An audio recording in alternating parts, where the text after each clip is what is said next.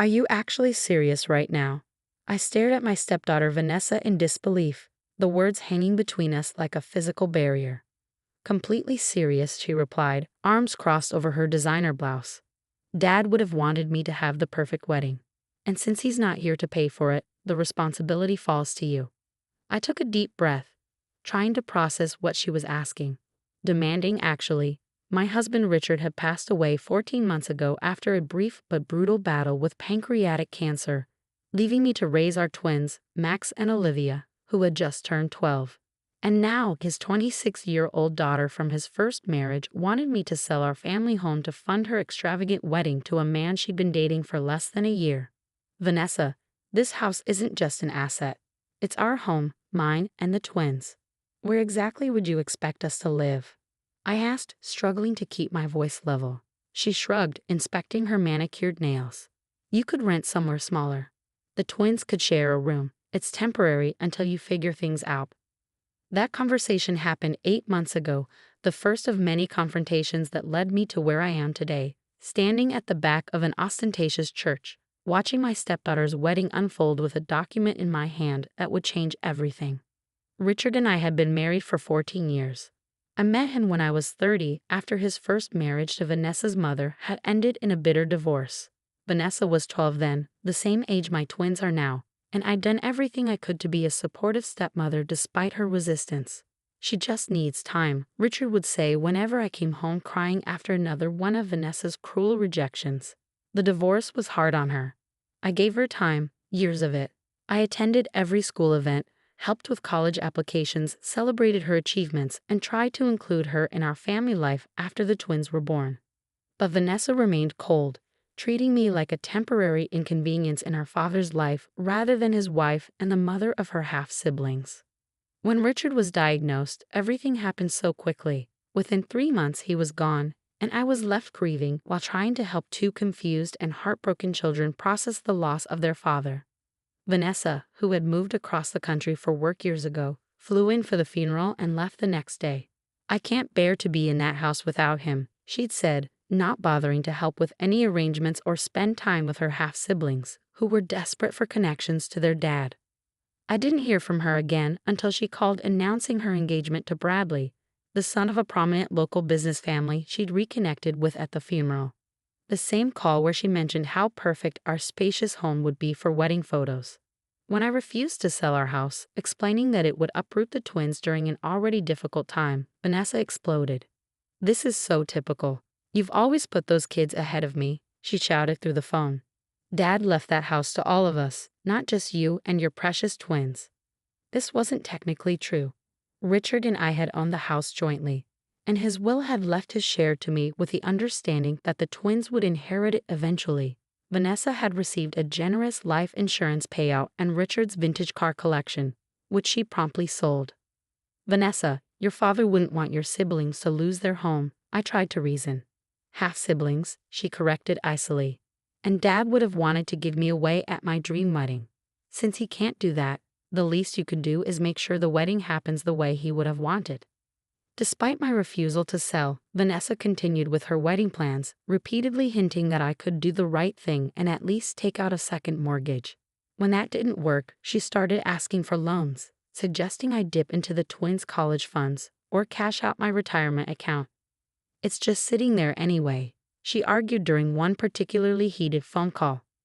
And Bradley's parents are expecting a wedding that matches their social standing. I can't embarrass him with something cheap. I offered what I could afford, a modest contribution that would cover the flowers or perhaps the photographer. She dismissed it as insulting. The situation reached a breaking point 3 months before the wedding. Vanessa and Bradley came for dinner, ostensibly to discuss compromises on the wedding budget. The twins were excited to see their older sister, having prepared handmade gifts to congratulate her on her engagement. "We made these for you," Olivia said shyly, presenting a scrapbook of family photos that included several of Vanessa with Richard from when she was younger. Vanessa barely glanced at it. "Thanks, I'll look at it later." Throughout dinner, she discussed the wedding as if it were a corporate merger, all spreadsheets and vendor negotiations. Bradley mostly sat in silence, occasionally giving me apologetic looks when Vanessa's demands became particularly outrageous. The venue alone is $40,000, she explained, showing me pictures of a historic mansion. And that's before catering, which is another $35 per head with a minimum of 200 guests. That's more than I make in a year, I said quietly, aware of the twins listening from their end of the table. Well, if you just sell this place, it wouldn't be an issue, Vanessa snapped. It's too big for the three of you anyway. This is our home, Max interjected, his voice small but determined. Dad picked it out special for when we were born. Vanessa rolled her eyes. You wouldn't even remember that. You were babies. But we know the story, Olivia said. Dad told us all the time. How he wanted a big yard and rooms where we could all be together, but also have our own space to grow. Well, Dad would want me to have my dream wedding more than he'd want you to stay in some house you'll outgrow in a few years anyway, Vanessa replied dismissively. After the twins went to bed, clearly upset, the argument escalated. I'm not selling our home, Vanessa, I said firmly. I've offered what I can afford, and I'm sorry if it's not enough. But your father would never expect your siblings to lose their home for a one-day event. Fine, she said coldly, gathering her things. Then don't bother coming to the wedding. I don't want you there anyway, you or those two. You're not real family. Bradley looked uncomfortable. Vanessa, maybe we should. No, she cut him off. I've made my decision. If she won't help, she's not welcome. Dad would understand. With that, she stormed out, leaving Bradley to apologize awkwardly before following her. The formal invitation arrived by email the next day, a curt message stating that due to budget constraints and venue limitations, my presence and that of the minor children would no longer be accommodated at the wedding. As if we were furniture that didn't fit the floor plan.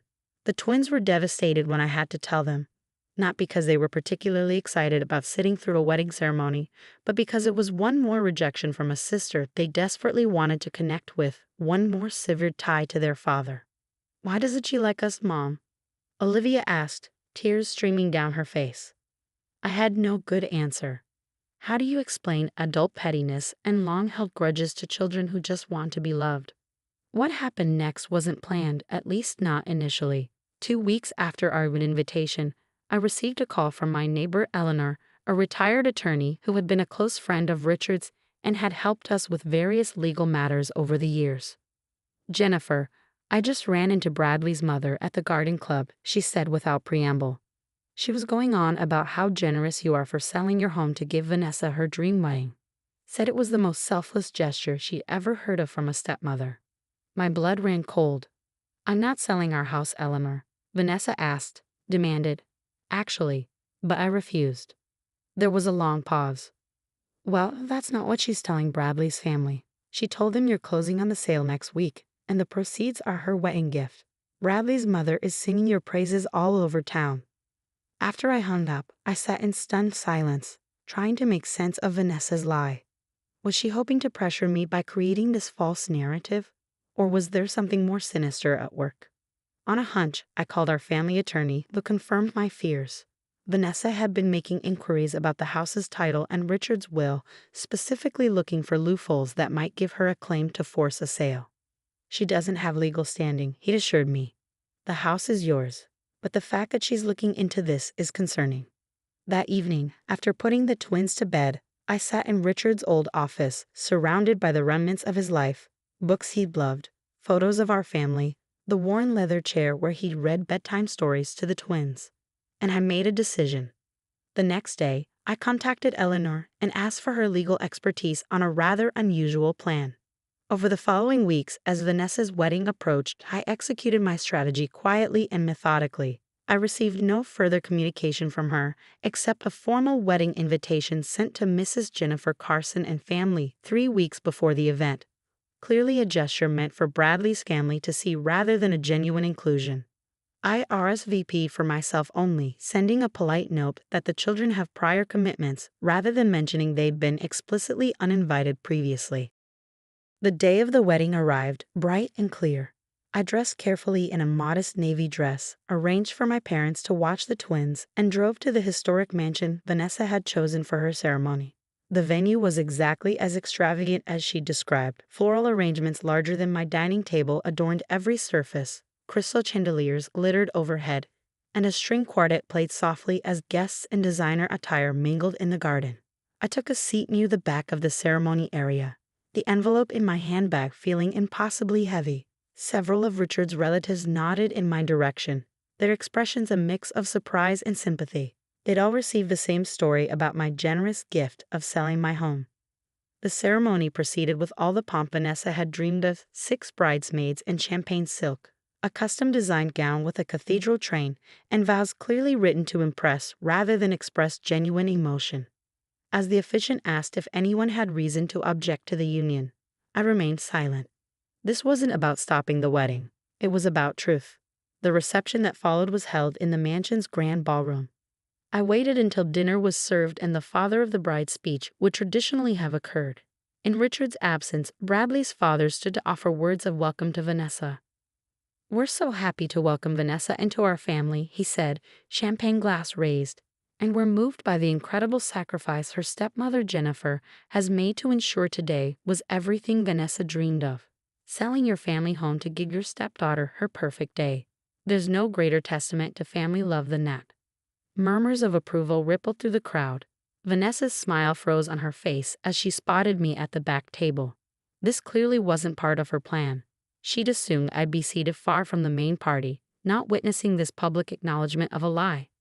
When Bradley's father finished, the event coordinator announced it was time for toasts from other family members. Before anyone else could stand, I rose from my seat, envelope in hand. "I'd like to say a few words," I said, my voice carrying across the suddenly quiet room. Vanessa's eyes widened in panic as I made my way to the front of the room. Bradley looked confused, glancing between his new wife and me. For those who don't know me, I'm Jennifer Carson, Richard's widow and Vanessa's stepmother. I began, my voice steadier than I felt. "First, I want to congratulate Vanessa and Bradley on their marriage and wish them every happiness." I paused, making eye contact with Bradley's parents, who were beaming at me with approval. "I've heard there's been some confusion about a wedding gift from me," I continued. "Specifically, about the sale of our family home." Vanessa half rose from her seat, but Bradley placed a restraining hand on her arm, his expression darkening as he began to understand the implications. "I want to clarify that I have not sold my home to pay for today's celebration," I said clearly. "That home is where my children, Vanessa's half-siblings, and I still live. It's the home Richard and I built together, where we raised our family, and where his memory lives on in every room." The room had gone completely silent. Bradley's mother's smile had faded to confusion. "However," I continued, opening the envelope I'd brought, "I did make a decision about property recently. Richard owned a vacation cabin in the mountains that was separate from our primary residence. He and I spent our honeymoon there, and we took the twins there every summer. It was his special place." I withdrew the document from the envelope. "I've decided that this property should benefit all of Richard's children. So while I haven't sold our family home, I have transferred ownership of the cabin to a trust." Vanessa's expression shifted from panic to calculation, clearly assuming the trust would benefit her financially. "This trust," I continued, "will maintain the property as a retreat for families dealing with childhood grief and loss. It will be named for Richard and operated by the Children's Bereavement Center that helped Max and Olivia after their father's death." I held up the trust document for everyone to see. "The property belongs to someone else now, to children who need a safe place to heal, just as Richard would have wanted. I've made this donation in honor of today's marriage as my gift to the couple." The implications were clear. There would be no windfall for Vanessa, no property she could leverage or sell. Instead, her father's beloved cabin would help children like the half-siblings she rejected. Bradley's parents were the first to react, rising to their feet with genuine applause. Others joined, perhaps not fully understanding the subtext but appreciating the charitable gesture. Bradley himself looked relieved, as if a weight had been lifted. Vanessa sat rigid in her chair, a brutal smile fixed on her face as she realized her lies had been exposed in the gentlest, most public way possible. After returning to my seat, I stayed only long enough to finish my meal and accept genuine thanks from Bradley's parents, who seemed oblivious to the tension between Vanessa and me. As I prepared to leave, Bradley approached alone. "Thank you," he said quietly. "For what?" I asked, surprised. "For not saying everything you could have." He glanced back at Vanessa, who was determinedly mingling with guests, as if nothing had happened. I didn't know about the lies regarding your house. I would never have gone along with that. I study his face, seeing genuine regret there.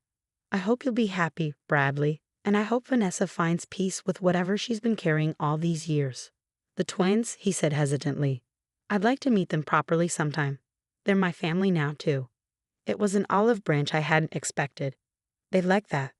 3 months have passed since the wedding. Vanessa and Bradley returned from their honeymoon to find their social circle well aware that there had been no sacrifice of a family home, though most were tactful enough not to mention it directly. Bradley has kept his word about wanting to know his new siblings, coming for dinner twice and even taking Max to a baseball game. Vanessa hasn't joined him, but she did send birthday cards to the twins last month, the first acknowledgement of their special day in years. The cabin has been renovated to accommodate small groups of children and their families, with the first grief retreat scheduled for next month.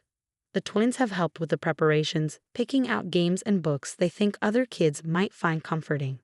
Do you think Dad would be happy about what we did with the cabin?